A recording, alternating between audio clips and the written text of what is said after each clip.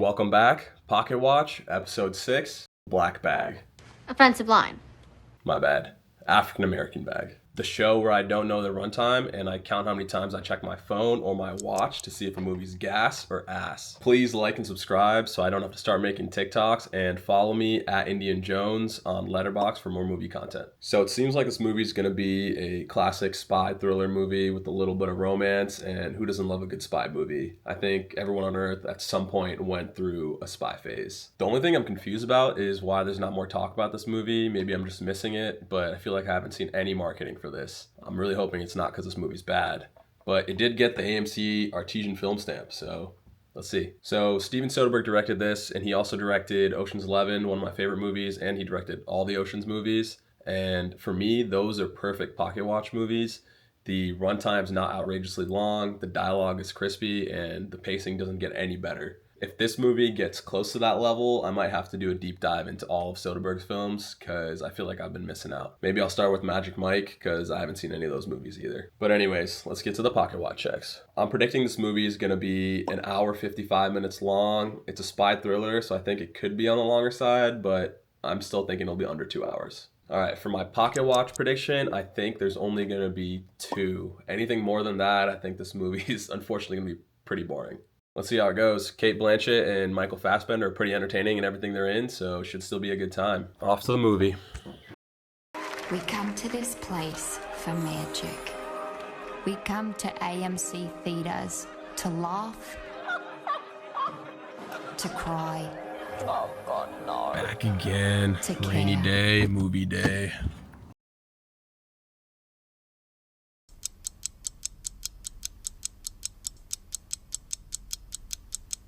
All right, we're back from the movie. It's been a couple of days. I've had some time to formulate my thoughts, and my mustache is a little bit more prominent. I've been watching season 3 of it, and I've been reading the comics too, because I can't wait till season 4 of it comes out. But that's where I got my mustache inspiration from. Enough of that, let's just get straight to the pocket watch checks. I predicted this movie would have a runtime of 1 hour 55 minutes, and it ended up being an hour 33 minutes, which was perfect. Soderbergh knew exactly what he was doing and planned everything out so precisely. I predicted there would be 2 pocket watch checks during this movie, and there was only 1. And honestly, this movie could have easily had 0 pocket watch checks. The only reason I ended up checking the time was because everything seemed to be wrapping up, but I was shocked at how quickly and efficiently we got there. This was honestly an ideal pocket watch movie for me. It was super lean, had absolutely no fat, but was still pretty juicy. Sorry, I lost the plot there for a second. There were absolutely no unnecessary characters, and for a story with big implications, it still felt pretty grounded.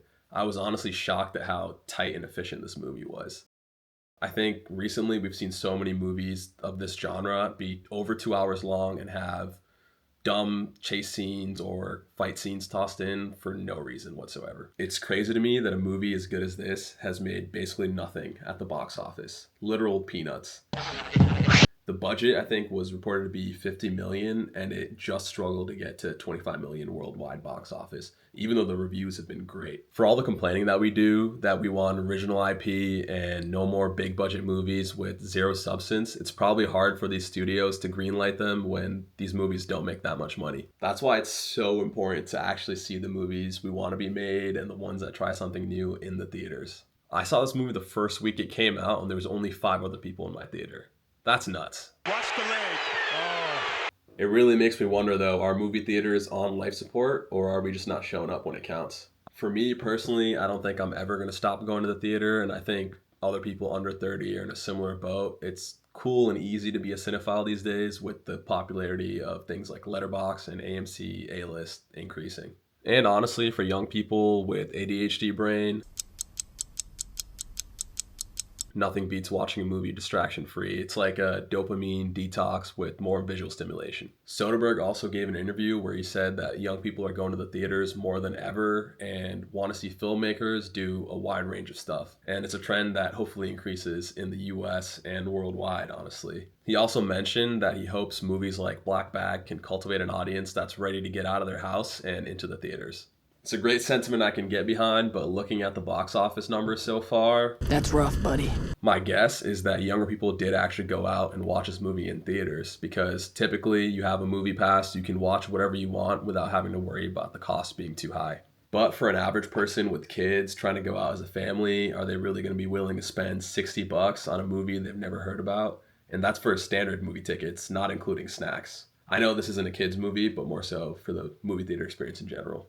I do get it. Streaming's easier, cheaper, more comfortable, and you can stop the movie anytime you want, but there's something different about watching in a room full of people. It's more of a community experience, and you know everyone in the room is fully focused on the story that the director is trying to tell. And for me, nothing beats that. I also feel like the movie hits harder, and I typically rate them higher when I watch them in the theater. And if this channel ever takes off, I will do movie ticket giveaways so people can go to the theaters without feeling like they're wasting their money. But in the meantime, hopefully these reviews are a good indicator of what movies are worth watching in the theater. All right, anyways, rant over. Let's get back to talking about what made the black bag so good. First of all, whatever lens filter combo they used for their cameras in this movie was amazing.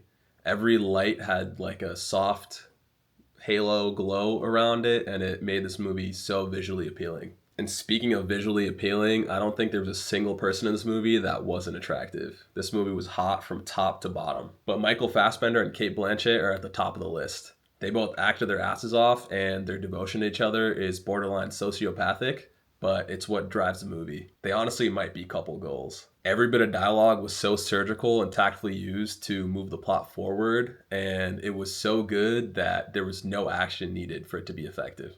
The fact there was not one but two big sit-down dinner scenes in a spy movie was fantastic. I know this was a masterclass because it could have easily just been the core cast in a room talking to each other for the whole movie, and I still would have been locked in for the entire ride.